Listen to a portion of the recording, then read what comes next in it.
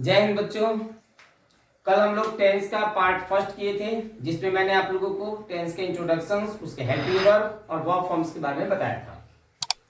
उसके 4 फॉर्मूले जो रूल्स एक बनाए गए हैं, उनको आप बहुत अच्छे से कर चुके होंगे, मुझे इसका उम्मीद है। आइए आज हम इसके बाकी के पार्ट को यहाँ पे खत्म करेंगे। तो देखिए, कल हमने आप लोगों को 4 रूल बताए थे, sense form, past time, future time and universal truth. अगर इनके अलावा इन 4 की कैटेगरी में कोई सेंटेंस नहीं होता है तो फिर आप उसको किसी भी टेंस में इजीली कर सकते हो, सॉल्व कर सकते हो। तो आइए, जैसे हम एक एग्जांपल लेता हूं मैं। जैसे मान लीजिए अगर लिखा हो कि last Sunday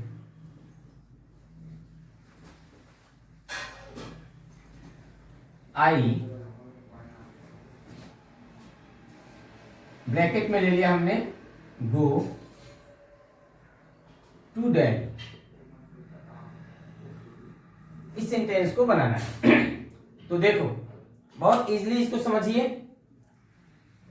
last Sunday I dash गो, आपका वर्ड दिया गया है, टू दिल्ली। अब इसमें सबसे पहला रूल क्या था हमारा? सबसे पहला रूल था कि हमें सीन्स फॉर ढूंढना है। क्या इसमें लास्ट के 1-2 वर्ड से सीन्स फॉर है? नहीं है। नहीं है तो हम आगे बढ़ेंगे। दूसरा देखिए, क्या इस सेंटेंस में कोई पास्ट टाइम है? तो है। देखो, ये है आपका पास्ट टाइम, लास्ट संडे, ये पास्ट टाइम है। अब इसको आपको पास्ट के रूप में करना है, पास्ट के फॉर्म में करना है। तो पास्ट में कैसे? तो देखिए, अगर हम इसको पास्ट इंडेफिनिट टेंस बनाना चाहें तो हम as a rule past indefinite tense में हमें वर्ब का अफर्मेटिव सेंटेंस बनाने के लिए वर्ब टू का यूज करना होता है। गो का वर्ब टू हो जाएगा वेंट। यानी अगर हम यहां लिख दें I went to Delhi, last Sunday I went to Delhi, तो ये आपका पास्ट इंडेफिनिट टेंस में बन गया। ठीक है। सपोज करो कि एक एक्सेप्शनल केस है और आप अपने किसी फ्रेंड को कह रहे हो कि last Sunday I was going to Delhi, तो क्या ये गलत होगा? बिल्कुल नहीं। क्यों? क्योंकि ये कॉन्टिन्यूअस टेंस हो जाएगा, I was going to Delhi. इसी तरीके से आप किसी भी सेंटेंस को के वर्ब फॉर्म और उसके हेल्पिंग वर्ब फॉर्म को यहां पे लिखोगे। समझ गए? अब नेक्स्ट जो आपका एग्जांपल ले रहे हैं हम, सपोज करो कि अगर हम लिखे कि यू डैश, ब्रैकेट में आ गया आपका कम विद योर ब्रदर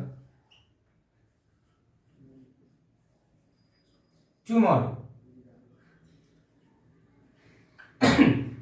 तो आप देख सकते हैं यहां पे हमने टुमारो यूज किया है, यानी कि फ्यूचर को फ्यूचर सेंस में आ गया। तो फ्यूचर का सेंस है तो इसको फ्यूचर टेंस में बनाएंगे। और फ्यूचर के किस टेंस में बनाएंगे? तो जैसे आपने जो रूल रेगुलेशन यहां पे फॉलो किया था, सेम वैसे ही फ्यूचर के लिए यहां कर सकते हैं। समझ गए? इसलिए मैं बोला था कि बहुत ही इजीली आपको ये कॉन्सेप्ट क्लियर होने वाला है। अब इसके कुछ और चीजें जो मैं आपको बताऊंगा, चलिए इसको सॉल्व कर लेते हैं। अगर हम इसका आंसर लिख दें, यू में आता है विल, हेल्पिंग वर्ब के रूप में। तो अगर हम लिखते हैं विल कम, तो हमारा फ्यूचर इंडेफिनिट को ही डिनोट करेगा। ठीक है। चलिए, अब इसके बाद हम इस वीडियो लेक्चर में देखेंगे हेल्पिंग वर्ब के कुछ रूल्स। ठीक है। तो हेल्पिंग वर्ब के रूल्स के लिए सबसे पहली चीज कि किसके साथ क्या आता है। तो देखो, first person, second person and third person के सब्जेक्ट्स के लिए सपोज करो कि I, we, you, they, he, she, it, और कोई सिंगुलर नेम हो या फिर प्लूरल नेम हो, इनके लिए अगर हम बात करें प्रेजेंट इंडेफिनिट टेंस की, तो आई, वी, यू, दे, इन सब में आ जाएगा डू। नीचे प्लूरल है, इसमें भी आ जाएगा डू। इसके बाद ये जितने बच जा रहे हैं इन सब में आएगा डज। ठीक इसी प्रकार से अगर हम बात करें पास्ट इंडेफिनिट के, तो उसमें सब में जितने भी हैं इन सब के साथ आएगा डिड। इन सब के साथ आएगा डिड। तो बच्चों, ये अभी हम लोगों ने टेंस के कुछ एग्जांपल्स किए। इसके एक्सरसाइज आपको प्रैक्टिस के लिए आप इसी वीडियो लेक्चर में दे दी जाएगी, आप उसको जरूर प्रैक्टिस करेंगे और नेक्स्ट वीडियो जब हम डालेंगे उस वक्त आपका इस एक्सरसाइज के आंसर्स हम आपको मैच कराएंगे। ठीक है, चलिए इसके साथ साथ एक और चीज देखते हैं टेंस में। टेंस में एक होता है past perfect tense. Past perfect tense. Past perfect tense में दो तरीके के सेंटेंस आपको मिलेंगे। पहला सेंटेंस मिलेगा जिसमें जो सिंपल एकदम हैड प्लस वर्ब 3 से आप बनाएंगे, लेकिन उसी में दूसरा सेंटेंस आपको इस तरीके से मिलेगा कि जैसे एक काम, दो काम एक साथ हो रहे होंगे, पहला काम के खत्म होने के जस्ट बाद दूसरा काम का शुरू होना, या फिर पहला काम का निरंतर चलते चलते में ही दूसरे काम का शुरू हो जाना, ये भी आपको पास्ट परफेक्ट टेंस के अंतर्गत आएगा। तो देखिए, जैसे हम कहते हैं कि डॉक्टर के आने के पहले, एक एग्जांपल ले रहे हैं हम,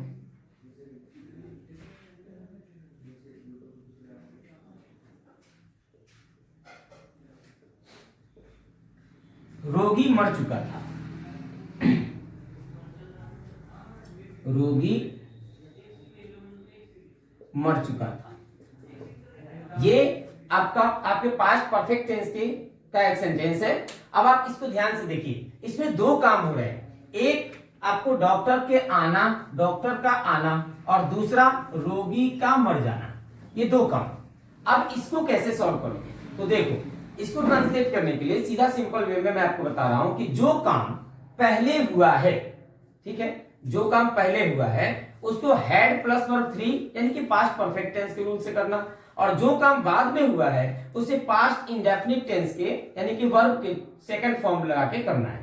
तो देखिए यहाँ पे पहले क्या हुआ है, पहले रोगी मरा है या डॉक्टर आया है? डॉक्टर के आने के पहले रोगी मर चुका था, तो पहले रोगी मरा है, तो हम क्या लिखेंगे बच्चे? हम लिखेंगे the patient had died, the patient और had plus verb 3 had died, उसके बाद पहले तो आ जाएगा हमारा बिफोर, बिफोर। अब क्या है? डॉक्टर का आना, तो द डॉक्टर के, इजली ये ट्रांसलेट हो चुका, the patient had died before the doctor केम। अब आपने देखा हमने इसको क्या किया, जो काम पहले खत्म हुआ था उसके लिए हम हैड प्लस वर्ब 3 यानी कि पास्ट परफेक्ट टेंस का रूल फॉलो किया हमने, और जो काम बाद में हुआ था उसके लिए हम वर्ब 2 का यूज करेंगे। ठीक है बच्चों, ये आप लोगों ने समझ लिया कि दो काम एक साथ होना। इसी में और भी एग्जांपल्स में लिख रहा हूं, आप कोशिश करना। जब हम लोग वहां पहुंचे, जब हम लोग वहां पहुंचे,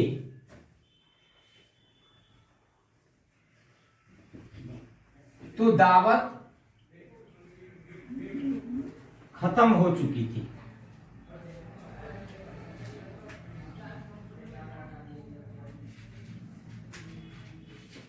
नेक्स्ट आपके प्रैक्टिस के लिए मैं लिख रहा हूं, इसलिए इसको प्रैक्टिस जरूर करना आप लोग, ठीक है। मेरे विद्यालय पहुंचने से पहले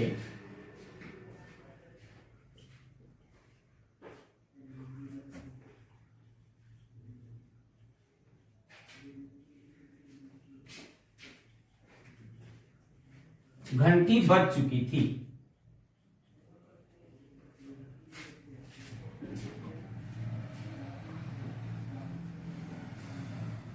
ठीक है, इस टाइप के कुछ सेंटेंसेस मैं आपके बोर्ड पर लिख दिया हूं, आप इसको सेम बस उसी तरीके से करेंगे। जो काम पहले खत्म हुआ है उसको हैड प्लस वर्ब 3 से करिएगा, और जो काम बाद में खत्म हुआ है उसको वर्ब 2 सब्जेक्ट प्लस वर्ब 2 देना है। ठीक है, तो स्टूडेंट्स अब तक हम लोगों ने टेंस के सारे रूल रेगुलेशंस सीख लिए। आइए इसका लास्ट पार्ट आपको मैं बताने जा रहा हूं, table of helping verb. Subjects में किसके साथ कौन सा हेल्पिंग वर्ब आएगा इसकी जानकारी होना बहुत जरूरी है। तो देखिए, अगर हम बात करें प्रेजेंट की, तो प्रेजेंट में आई के साथ लगेगा am, we are, you are, they are, he is, she is, it is, Rajan is और चिल्ड्रन आर।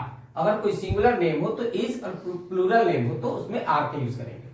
ठीक उसी प्रकार से आप वॉज वर्ब में आइए तो आई में आ जाएगा वॉज, और इसके बाद एक ट्रिक देखो, यहां आर ई है तो यहां भी आर ई वर्ब, यहां आर ई यहां भी आर ई, यानी जहां पे हम आर का यूज कर रहे हैं वहां पे हम वर्ब का यूज करेंगे, जहां पे आर का यूज करेंगे वहां पे पास्ट में वर्ड आ जाएगा। जहां पे इज का यूज करोगे तो देखो इज में लास्ट में क्या है, एस है, एस, तो इसलिए वॉज वर्ब में लास्ट में वॉज में ई एस आता है। तो यहां से भी आपको जल्दी एक ट्रिक है, इस तरीके से आप याद कर सकते हो कि एस वाले को एस वाले के साथ दे देंगे।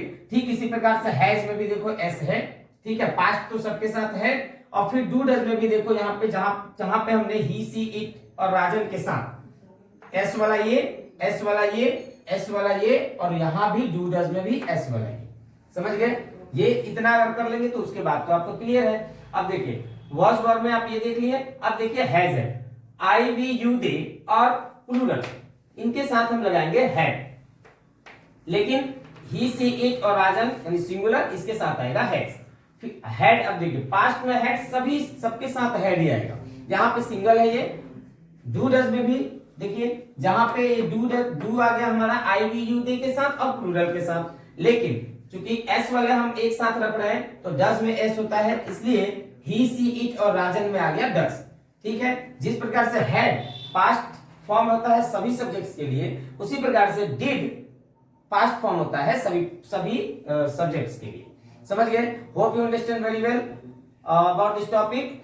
तो इसके बाद यहां आके आपका टेंस 100% खत्म होता है। अब रही बात कि ये तो हुआ अफर्मेटिव, लेकिन इसके नेगेटिव, इंटरोगेटिव, तो इस सब में आपको हेल्पिंग वर्ब ही हेल्प करेगा। सपोज करो कि एक सेंटेंस अगर हम लिखते हैं कि I play cricket, I am playing cricket, I am playing cricket, अगर आपके वर्ब में जहां पे वर्ब आप लिख रहे हैं प्ले, वहां पे नॉट प्ले आ जाता है, तो उस कंडीशन में आप एम के जस्ट बाद यानी हेल्पिंग वर्ब के जस्ट बाद नॉट का यूज कर दो, तो ये बन जाएगा I am not playing cricket. लेकिन इंटेरोगेटिव सेंटेंस अगर आता है तो इंटेरोगेटिव सेंटेंस में इसी हेल्पिंग वर्ब को जो भी काम करना है हेल्पिंग वर्ब से ही, इसी हेल्पिंग वर्ब को अगर हम उठा के यहाँ पे सब्जेक्ट से पहले लेके आ जाए तो ये हो जाएगा am I playing cricket, last में आ जाएगा क्वेश्चन मार्क, और इस तरीके से आपका ये इंटेरोगेटिव सेंटेंस हो जाएगा। इसी के साथ अगर आप इंटेरोगेटिव नेगेटिव सेंटेंस बनाएंगे तो ये तो यहाँ आ गया, उसके बाद आएगा सब्जेक्ट, लेकिन सब्जेक्ट के जस्ट बाद क्या आएगा, नॉट आएगा। ठीक है, तो आपका ये इंटेरोगेटिव नेगेटिव सेंटेंस हो जाएगा। WH फैमिली में और इंटेरोगेटिव सेंटेंस में कुछ ज्यादा डिफरेंस नहीं है, आप देख सकते हैं कैसे। मैं इसी सेंटेंस को इंटेरोगेटिव और WH फैमिली बना के बताता हूं। देखिए अगर हमने यहां पे लिख दिया इसको वॉज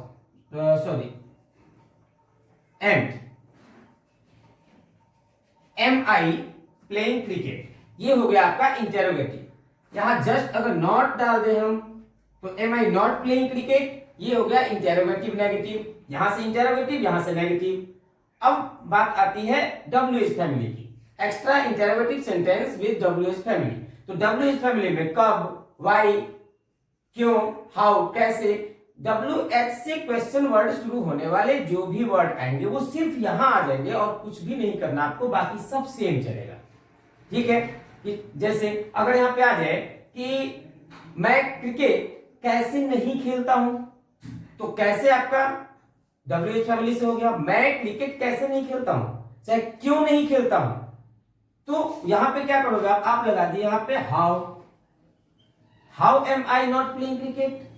अगर ये नेगेटिव नहीं है, एक्स्ट्रा इंटेरोगेटिव है, तो फिर यहां से नॉट गायब हो जाएगा, तो हो जाएगा how am I playing cricket, last में क्वेश्चन मार्क, ध्यान रखिएगा इंटेरोगेटिव सेंटेंस कोई भी हो उसमें क्वेश्चन मार्क आना है। समझ गए? ये होता है आपका पूरा टेंस। अब तक आपने जितना भी यहाँ पे देखा, हम लोगों ने कल के पार्ट में किया, आज भी सेकंड पार्ट आपका हमने किया, और इस सेकंड पार्ट से आपका टेंस खत्म हो चुका है। बस जरूरी किस चीज की है, प्रैक्टिस की। तो प्रैक्टिस के लिए हम आपके एक्सरसाइजेस इसी वीडियो में लिख देंगे, आपको एक्सरसाइजेस दे दी जाएंगे, उसको आप जरूर प्रैक्टिस करें। और नेक्स्ट वीडियो में या फिर कभी एक ऐसा वीडियो में बना दूंगा जिसमें उसमें एक्सरसाइजेस के आंसर्स होंगे, वो आप जरूर देख के मैच करें। आज से आपका टेंस का जो डर आपके दिल में बैठा हुआ था वो खत्म हो गया। बस एक बार आप इसको जरूर देखें। मुझे उम्मीद है कि आप लोगों को मेरे वीडियोस बहुत अच्छे से समझ आ रहे होंगे और आप लोगों से सपोर्ट की उम्मीद करता हूं मैं। जय हिंद।